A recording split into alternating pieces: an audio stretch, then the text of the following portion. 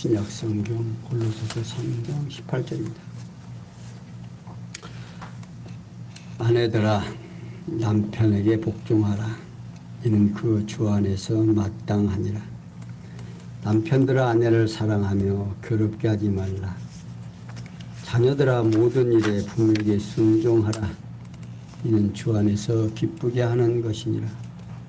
아비들아 너희 자녀를 경록케 말지니 낙심할 까매니라. 종들아 모든 일에 육신의 상전들에게 순종하되 사람을 기쁘게 하는 자와 같이 눈가림만 하지 말고 오직 주를 두려워하여 성실한 마음으로 하라. 무릇 일을 하든지 마음을 다하여 주께 하듯 하고 사람에게 하듯 하지 말라. 이는 유업의 상언을 주께 받을 줄 알미니 너희는 주 그리스도를 섬기느니라. 불의를 행하는 자는 불의의 보응을 받으리니 주는 의무로 사람을 취하심이 없느니라. 아멘.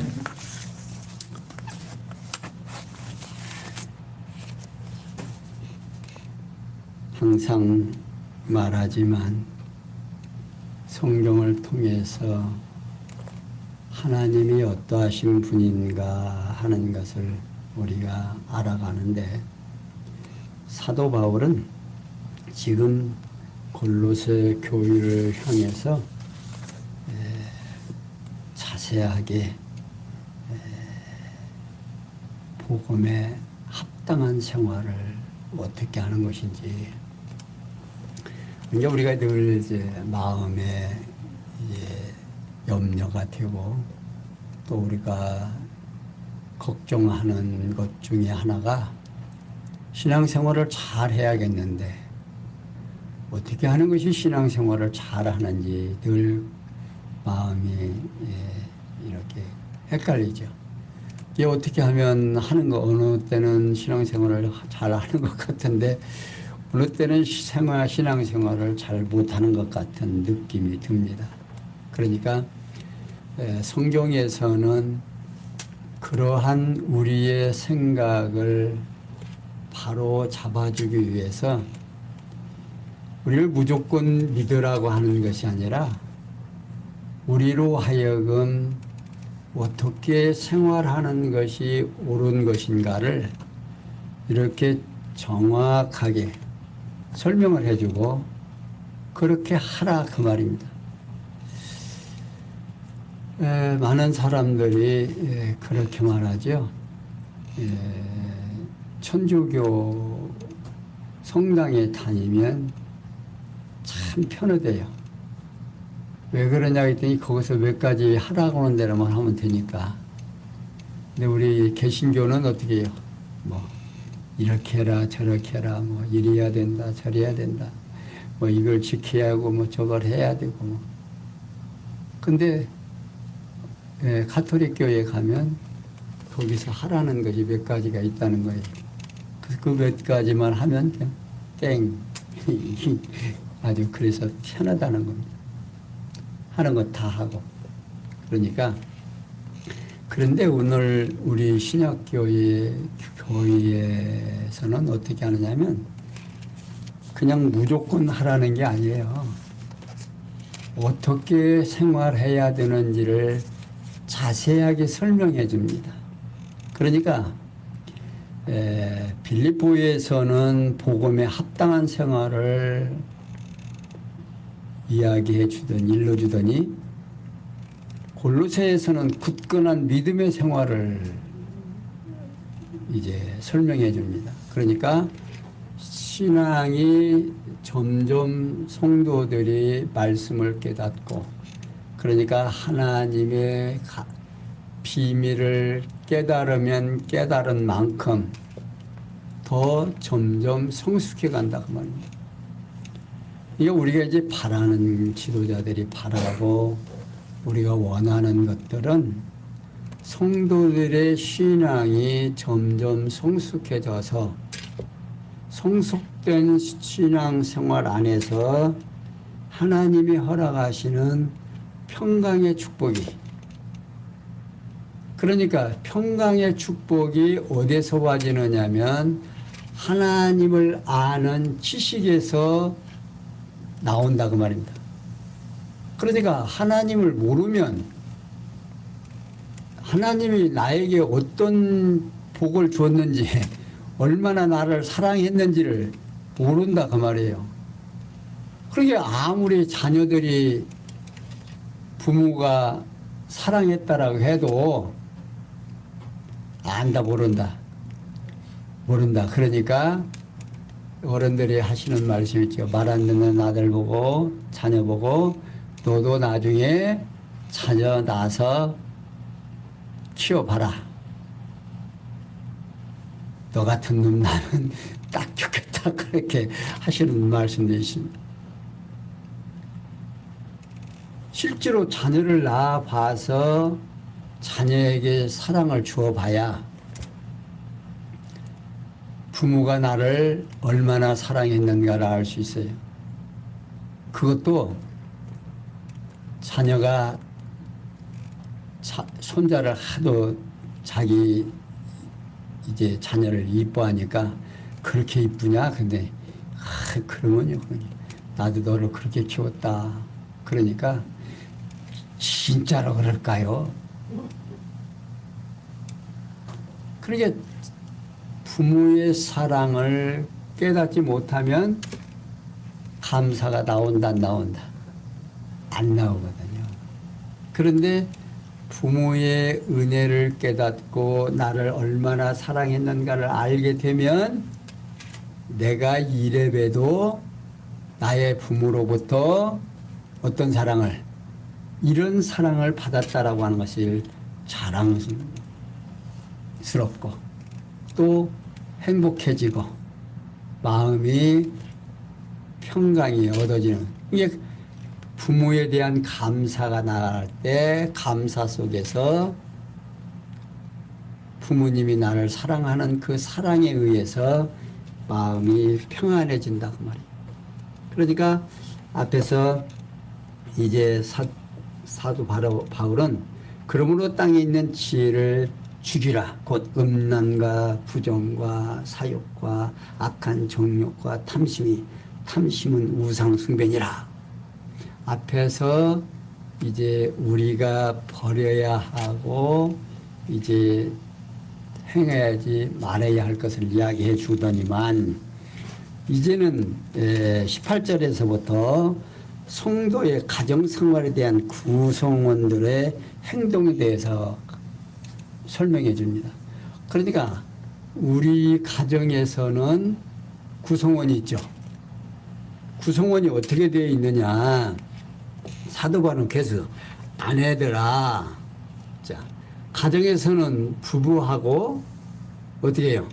자녀하고 함께 살지요. 그러니까 아내들아 남편에게 복종하라. 이는 주 안에서 마땅하니라 라고 말하고 있어요.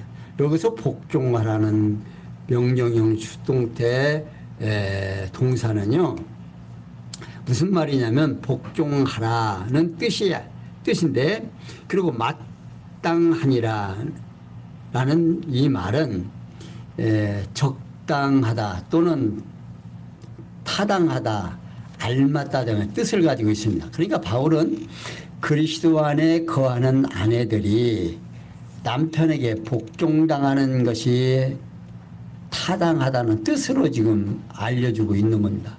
그러니까 여기에서 복종하라고 하니까 무조건 복종이 아니에요. 여기 그 뒤에 바로 나오는데, 이는 아내와 남편에 대한 차별을 강조하라는 것이 아니라 아내에 대한 남편의 자세를 전제로 해서 알려주는 말입니다. 그 전제가 바로 계속 이어집니다. 남편들아. 그러니까 앞에서 아내에게 남편에게 복종하라고 하시더니만 그 바로 뒤에서 남편들아 아내를 사랑하며 괴롭게 하지 말라 하는 겁니다. 이게 바꾸어 말하면 아내를 사랑하며 괴롭히지 않는 남편에게 아내는 복종을 당하는 것이 당연하다 그 말입니다. 그리스도 안에서는 서로 사랑하는 관계이므로 남편이 아내를 사랑하는 힘에 의해서 아내가 복종을 당한다는 뜻입니다. 그러니까 하나님의 모든 피조물은 상대적이에요. 그러니까 하나님 절대 주권자 외에는 다 피조물들은 상대적이다 그 말이에요. 이게 누가 누구 위에 있는 것이 아니다 그 말이죠. 그러면서 따라서 누가 누구를 위해서 군립하며 절대적으로 지배하거나 지배를 당하는 것이 아니라 그 말입니다. 그러므로 남편이 아내를 사랑하는 힘에 아내를 감동케 해서 복종을 이끌어낸다 그 말입니다. 그러면서 바울은 자녀들아 모든 일에 부모에게 순종하라 이는 주 안에서 기쁘게 하는 것이니라 라고 말하고 있습니다. 그러니까 바울은 자녀들이 모든 일에 부모에게 순종해야 하는 이유는 주 안에서 부모를 기쁘게 하는 것이기 때문이다 그 말입니다. 곧 자녀는 절대적으로 부모에게 순종하라는 것이 아니라 자녀에 대한 부모의 자세를 전제로 해서 알려주는 말이에요. 여기서도 그 전제가 바로 계속 이어집니다. 아비들아 너희 자녀를 경록해 하지 말라 낙심할 감이라. 바꿔 말하면요, 자녀는 자기를 사랑하고 노엽게 하지 않는 아비에게 순종하라는 뜻입니다. 다시 말하면 부모는 자녀를 사랑하는 힘에 의해서 자녀로 어떻게 순종을 하도록 한다 그 말입니다. 그런 건 쉽겠죠. 그게 나를 사랑하는 부모에게 순종하는 거 어렵지 않은 것이고, 나를 사랑하는 남편에게 복종하는 거, 복종당하면서 사는 거 그렇게 어렵지 않을 거다 그 말입니다. 근데 어떤 힘에 의해서, 굴욕에 의해서 뭐 억압으로 그냥 복종하라는 것이 아니다 그 말이에요. 그러니까 성경에서는 우리에게 자세하게, 이게 성경을 바르게 알면 어떻게 한다? 원만한 가정을 이루고 잘 살아갈 수 있다 그 말입니다. 그러니까 일찍이 여호와께서는 모세를 하여 보면요, 이스라엘 자손에게 내 부모를 공경하라고 명하신 바가 있습니다. 출애굽기 20장 12절에서 말하고 있죠. 이스라엘 자손은 부모를 통해서 여호와 경외하기를 배우게 되므로 반드시 부모를 공경하게 된다고 말입니다. 신명기 4장 9절에도 있고 6장 7절에서도 말하고 있습니다. 따라서 그리스도 안에 있는 자녀는 부모의 사랑으로 양육을 받게 되므로 부모에게 순종하게 되는 것이죠. 이렇게 성경은 오늘 우리로 하여금 가정생활에서 어떠한 그 구성원들이 해야 되는 일을 자세하게 설명해 줍니다. 그러면서 사도 바울은 계속해서 종들아 모든 일에 육신의 상전들에게 순종하되 사람을 기쁘게 하는 자와 같이 눈가리만 하지 말고 오직 주를 두려워하여 성실한 마음으로 하라. 무슨 일을 하든지 마음을 다하여 주께 하듯 하고 사람에게 하듯 말라고 말하고 있습니다. 이게 사도 바울은 사회생활에 있어서 종들이 취할 올바른 행동 자세에 대하여 말해주고 있습니다. 이게 그때만 해도 주종 간의 형성이 되어 있던 때예요. 이게 지금은 우리 한국 사회에서 종과 주인이 있는 게 아니라 사장과 직원들이 있는 거죠. 그러니까 하나님께서는 그 주인에게 또 오늘날 사장에게 어떻게 해야 되느냐 하는 겁니다. 첫째, 종들아 모든 일에 육신의 상전들에게 순종하고 하라고 말하고 있어요. 이는 바울이 당시 노예제도를 정당화하려는 것이 아니라 다만 타락한 세상에 있을 수밖에 없는 종들을 향해서 상전들에게 순종하는 것이 종으로서 가야 할 올바른 행동자심을 직인해 주고 있는 겁니다. 그러니까 지금 직장 생활하는 것도 다 마찬가지. 그때 옛날에 종 생활을 하던, 옛날에는 어디에 먹을 것이 없으니까 먹고 살기 위해서 종으로 팔려가게 되십니다. 이게 빚지고 빚을 못 갚으면 종으로 팔려가게 됐죠. 그런데 이스라엘 백성들에게는 어떤 제도가 있어요. 7년이 지나면 도로 보내는 제도가 있습니다. 그래서 이제 노예로 이렇게 팔려가도, 종으로 팔려가도 이제 안식년 말하자면 7년부터 시작하는 첫 해는 몇 년간, 7년간 이렇게 해야 되니까 비싸고, 또 이제 남은 횟수에 따라서 그 뭡니까 몸값이 달라졌다고 그럽니다. 그런데 어쨌든 지금 이제 우리는 뭐 회사가 있고 또 회사의 직원으로 우리도 다 살기 위해서 돈 벌기 위해서 다 거기 가서 일하는 거죠. 그러면서 그 이제 첫 번째로 종들이 모든 일에 육신의 상전들에게 순종하라 하고 있고, 두 번째 사람을 기쁘게 하는 자와 같이 눈가림만 하지 말고 라고 말하고 있어요. 그러니까 이는 종들이 사람인 상전을 기쁘게 하는 자가 아니므로 상전을 늘 의식하지 말고 행동하라 그 말입니다. 그리고 세 번째 오직 주를 두려워하여 성실한 마음으로 하라 그 말. 그러니까 바울은 아무리 종의 신분이라 하더라도 사람의 종이 아니다 그 말이에요. 그리고 우리 신약교회에서는 교회의 머리 되신 그리스도의 종이므로 두려운 마음으로 성실하게 행동하라 그 말입니다. 그러니까 모두가 다 너나 할 것 없이 누구의 종이에요? 머리의 종이다 그 말이에요. 오늘 우리 신약교회는. 그러니까 정말 바르게 교회가 무엇인지를 알지 못하면 우리의 생활 속에서 어떠한 생활을 해야 되는지를 잘 모르게 되죠. 그래서 넷째, 무슨 일을 하든지 마음을 다하여 죽게 하듯 하고, 다시 말하면 비록 종의 신분으로 어떠한 일을 하더라도 마음과 정성을 다해 참 주인이신 누구에게 하듯 하라? 그리스도께 하듯이 행동하라 그 말입니다. 그러니까 얼마나 여러분들 생각해 보세요. 나의 주인 되시는 주님을 위하여 주님 보는 앞에서 기쁜 마음으로 행동할 때 그 일이 힘들겠어요?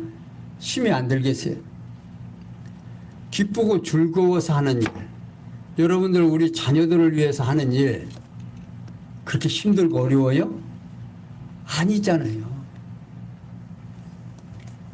다른 사람들이 그래요. 저보고 일 좀 그만하라고, 조금만 하라고 그래요. 그런데 저는 사랑해야 할 사람들이 참 많이 있죠. 다른 사람들은 이렇게 성경에서는 누구만 자녀들에게 이렇게 이야기하지만 저는 목사로서 생각할 사람들이 참 많이 있습니다. 다 생각나요. 늘 생활 속에서. 그러니까 주님 그렇게 하는데도 그렇게 힘이 안 된다 그 말입니다. 내가 힘들 때 저는 어떤 생각을 하냐면 우리 성도님들도 오늘 이 시간에 어떻게 열심히들 산다 그 말이에요. 그래서 내가 게으르면 안 되지. 그런 생각을 늘 해요. 그러니까 이제 힘이 더 불끈불끈 나는 거죠. 여러분들보다 제가 힘이 더 세진 것 같지 않아요? 왜 세냐? 많아서 그래요. 내가 생각하는 사람이 많아서. 사랑해야 할 사람이 많으니까 힘도 더 세게 나오는 거예요. 언제 어른들 그러죠? 아프려고 해도 아플 시간이 있다 없다? 없다 그 말이에요. 그러니까 이렇게 주님과 함께 주 안에서 행동하는 모든 일들이 다 힘있게 된다고 말이에요. 그러면서 다섯 번째로 사람에게 하듯 하지 말라고 하고 있습니다. 역시 종이 신분이지만 사람의 종이 아니라 교회의 머리 되신 그리스도의 종이므로 사람에게 하듯이 행동하지 말라 그 말입니다. 그래서 바울은 이는 유업의 상을 주께 받을 줄 알므니 너희는 주 그리스도를 섬기느니라. 불의를 행하는 자는 불의의 보응을 받으리니 주는 의로움으로 사람을 취하심이 없느니라. 바울은 종이 무슨 일을 하든지 마음을 다해 주께 하듯 해야 하는 이유에 대하여 알려주는데, 첫 번째, 유업의 상을 주께 받을 줄 알아야 된다. 우리는 유업의 상이 뭡니까? 주인이 주는 걸 줄 알죠? 아니다 그 말입니다. 누가 준다? 주께서 준다 그 말이에요. 그러니까 생각이 바꾸어지면 내 마음이 평화로워진다 그 말입니다. 내가 어떠한 생각을 가지고 있느냐에 따라서 내 마음에 복과 화가 오는 거예요. 그러니까 천국과 지옥이 어디서 일어나요? 내 안에서 일어나는 거예요. 그러니까 나에게 상급을 주는 이가 누구냐? 주님이시라는 겁니다. 성경에서는. 그러니까 주님 보는 앞에서 행동하라 그 말입니다. 첫째, 유업의 상을 주께 받을 줄 아미라고 말하고 있고, 곧 하나님의 나라의 유업을 교회의 머리 되신 그리스도와 함께 받게 될 것을 알고 있기 때문이다 그 말입니다. 둘째, 너희는 주 그리스도를 섬기기 때문이다 그 말입니다. 다시 말하면 타락한 세상에서 종의 신분을 가지고 살아가지만 머리 되신 그리스도를 섬기는 진공이기 때문이다 그 말입니다. 그러면서 세 번째, 불을 행하는 자를 불의를 보응을 받기 때문이다. 여기 불의는요 무슨 말이냐면 잘못 행하다 또는 부당하게 되다, 죄를 짓다 등의 뜻을 가지고 있습니다. 그에 따라서 본문은 부당하게 행하는 자는 대속을 받지 못하고 그에 대한 대가를 받기 때문이다 그 말입니다. 그러니까 원수 갚는 것이 성경에서는 누구에게 있다? 우리에게 있다? 주께 있다. 원수 갚는 일은 주님에게 있는 거지 내가 원수 갚으라고 하지 않아요. 너는 모든 것 주께 맡기고 누구 안에서? 주 안에서 너는 살아가라 그 말입니다. 그러면서 네 번째, 주는 의무로 사람을 취하심이 없기 때문이다. 그러면 여기 의무는요, 편파심 또는 편견, 편애 등의 뜻을 가지고 있어서 본문은 교회의 머리 되신 그리스도께서 지체된 성도를 종이나 상전이라는 세상의 신분에 따라 편애하지 않기 때문이다. 그 말입니다. 그리고 이어서 바울은 4장 1절에 보면 상전들아 의와 공평을 종들에게 베풀지니 너에게 하늘의 상전이 계심이니라. 여기 의는요 의로움 또는 신의 법에 순종하는 흠없는 등의 뜻을 가지고 있습니다. 그러니까 공평은 동등 또는 공평, 공정 등의 뜻을 가지고 있어서 이게 바울은 상전들을 향해 종들에게 하나님의 법에 따라 차별 없이 공정하게 베풀라고 하면서 그 이유는 상전에게도 하늘의 더 높은 상전이 하나님이 어떻게 살아계신다는 사실을 그들이 알고 있기 때문이다 그 말입니다. 요컨대 종이나 상전은 모두가 살아계신 하나님께 지음받은 종에 지나지 않는다 그 말이다. 이렇게 성경에서는 우리로 하여금 내가 해야 할 일을 명확하게 지적해줘요. 그러면서 4장 2절에서 6절에 보면 기도를 향해 힘쓰고 기도에 감사함으로 깨어있으라.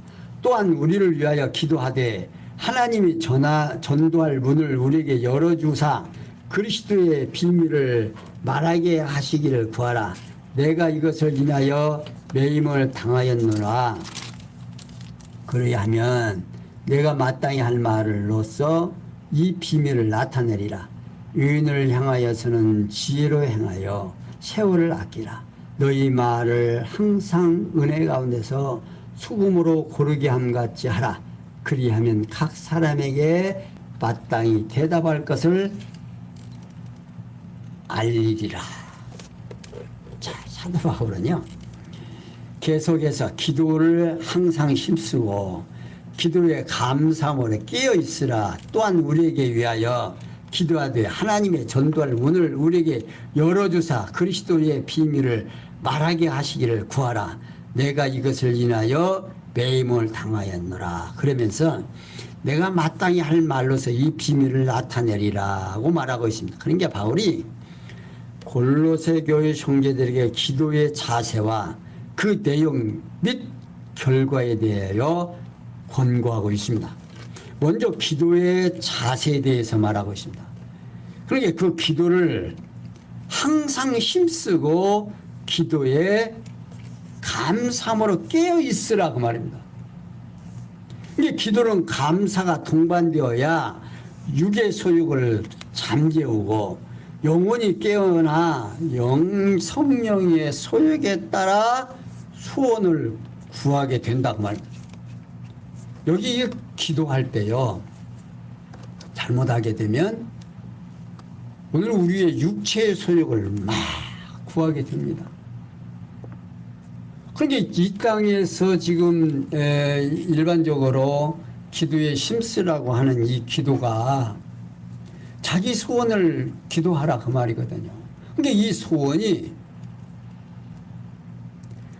머리 대신 그리스도를 교회의 머리 대신 그리스도를 나의 머리로 인식하지 아니하면 내 마음속에는 누구만 존재해요? 나만 존재해요. 그러니까 하나님께서 먹지 말라고 하는 선악과를 먹어서 우리 인간은 누구 좋은 대로 나 좋은 대로 생각할 수밖에 없어요. 이게 선과 악을 사단이 얘기한 대로 진짜로 알아버렸습니까? 몰라버렸습니까? 알아버렸어요. 선악과를 먹고. 그러고 나니까 이제 누구 좋은 대로 해요?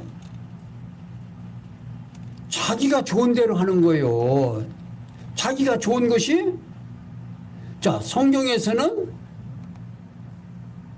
누구 좋은 것이 선이에요?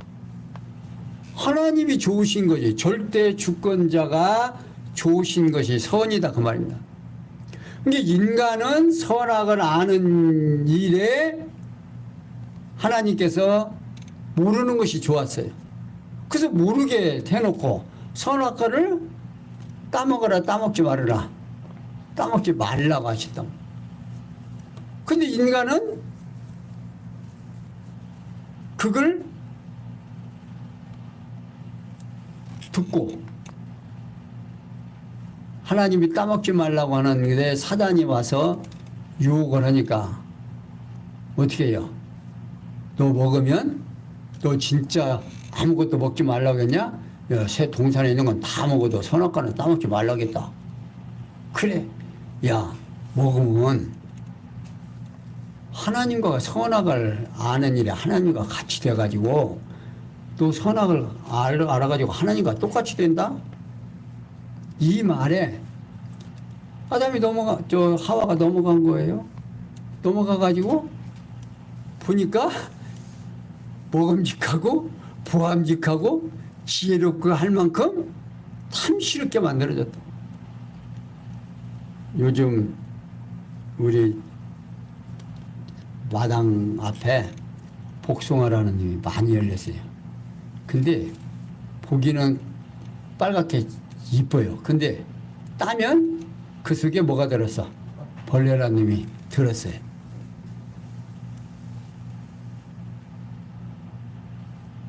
우리의 마음속에 껍데기는 이렇게 멀쩡해도 이놈의 선악과를 먹어갖고 그 속에 내 중심이 있어요. 그래서 성경에서는 나 좋은 대로 하는 것을 죄라고 그러고 하나님 좋으신 대로 하는 것을 선이라고 그런다고 말이에요. 그러니까 오늘 우리는 하나님이 기뻐하시는 대로 살게 되면 마음이 기쁨이 함께 오는 거예요. 하나님이 나를 죄 지은 나를 예수 그리스도로 인하여 내가 거듭나고 중생해서 하나님의 백성이 됐다. 하나님이 나를 얼마나 사랑하는지 그 생명까지 피까지 다 우리를 위하여 주셨다. 이거 깨닫고 나니까 어떻게 해요? 마음에 평강이 있으니까 항상 기도하라 그 말입니다. 그런데 그 마음에 감사함을 함께 가져라 그 말입니다. 바로 쉬지 말고 열심히 기도하며 감사와 함께 기도 중에 깨어 있으라고 알려줍니다. 그 다음 기도의 내용이 뭐냐면 자 기도는 내 육체의 욕심대로 구하라.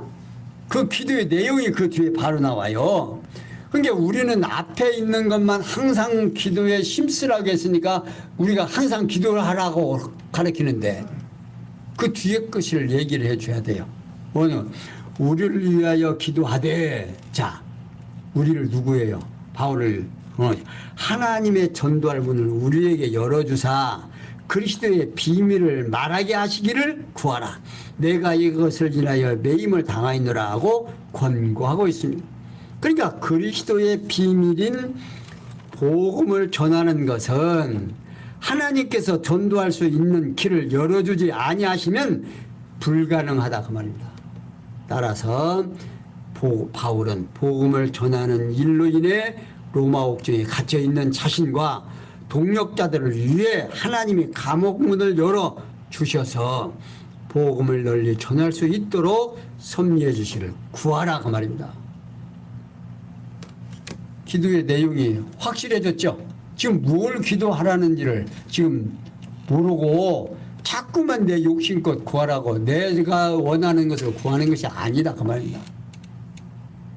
하나님의 비밀을 복음이 전도하도록 바울을 또 위해서, 그러니까 많은 전도하는 사람들을 위하고 교회를 위해서 기도하라 그 말이죠. 그리고 그러면서 내가 마땅히 할 말로서 이 비밀을 나타내리라 하면서, 다시 말하면 바울은 하나님께서 감옥문을 열어주셔서 전도할 수 있는 기회를 허락하시면 그리스도의 복음의 비밀을 숨김없이 전파하겠다 그 말입니다. 그러면서 바울은 의인을 향하여서는 지혜로 행하여 세월을 아끼라. 너희 말을 항상 은혜 가운데서 소금으로 고르게 함같이 하라. 그리하면 각 사람에게 마땅히 대답할 것을 알리리라고 알려줍니다. 이제 바울은 의인에 대한 바른 행동 자세에 대하여 이제 일러주는데,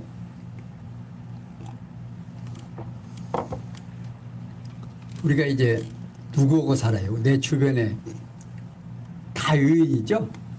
우리 성도님들 제외하고는 다 의인이에요.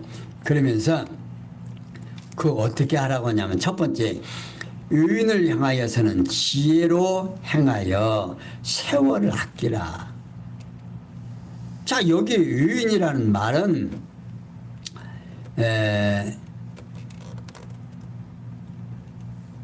그리스도 밖에 있는 불신자를 말하는데, 세월이라는 말은 헬라어로 카이로스라고 하는 말인데요.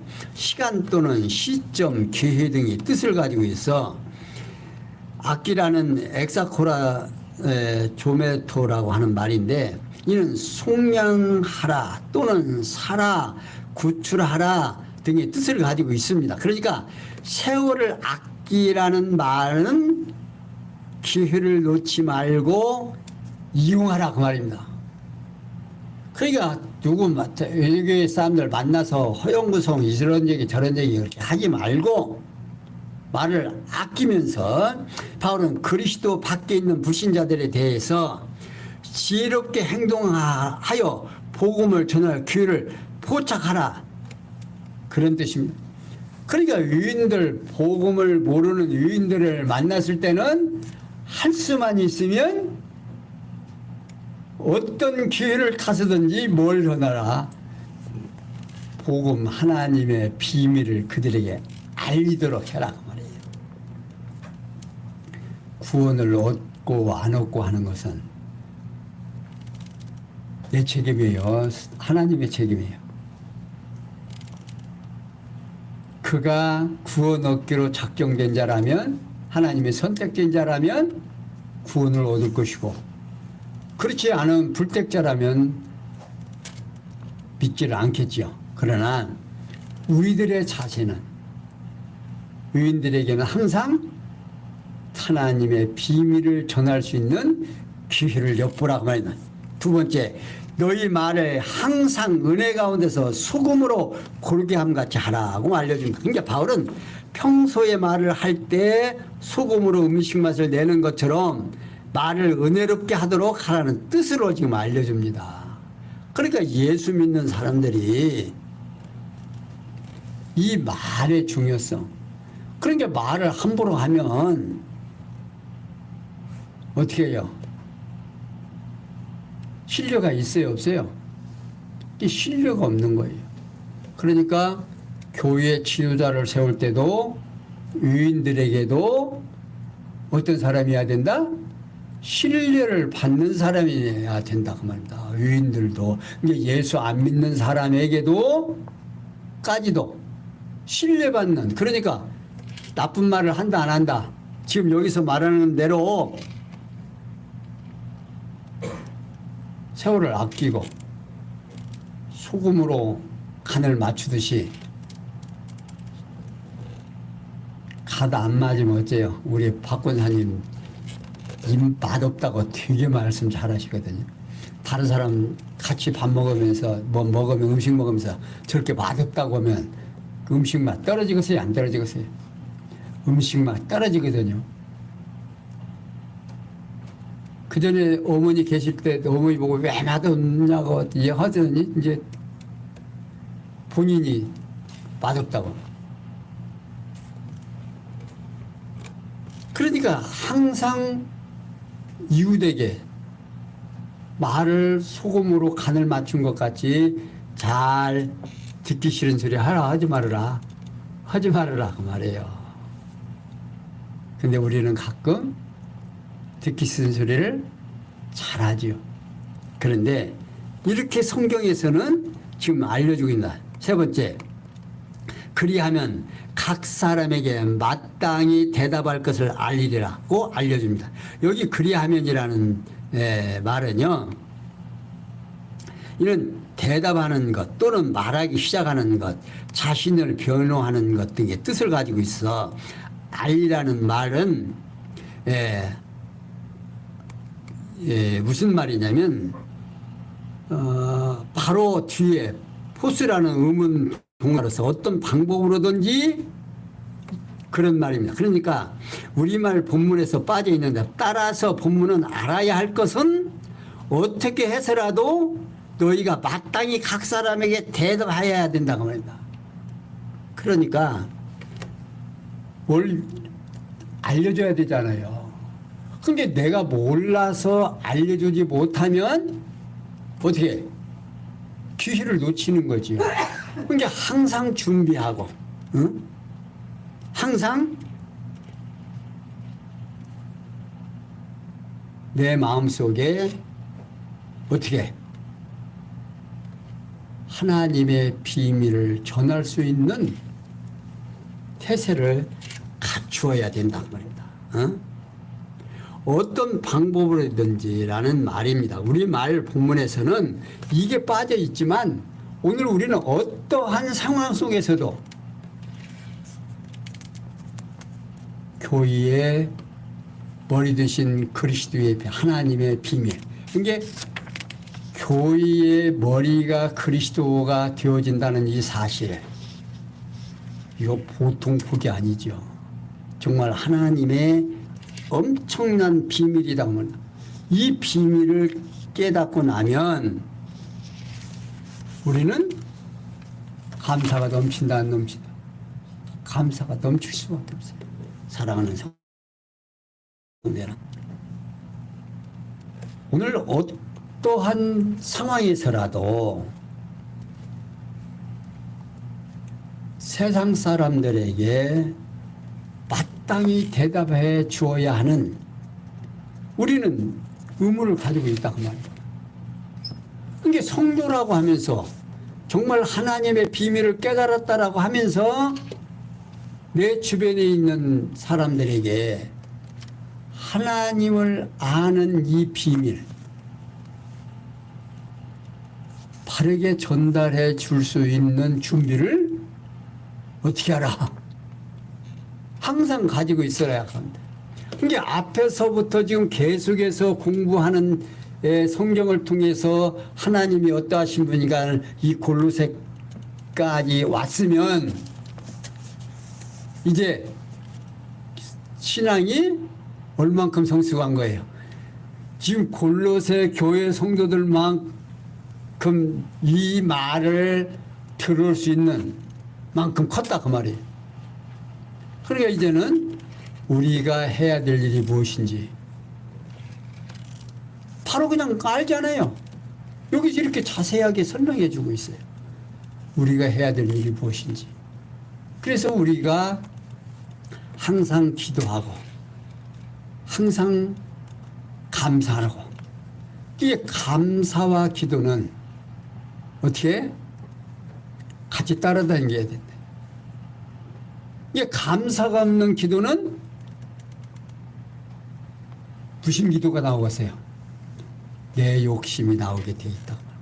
그러니까 사랑하는 성도 여러분, 오늘 지금 내가 어떠한 행동을 하고 내가 어떠한 삶을 살아야 하고 내가 신앙생활을 어떻게 해야 되는지를 지금 이미 성경은 말해주고 있다고 말입니다. 그러니까 집에 가셔서 저도 지금 이 강론을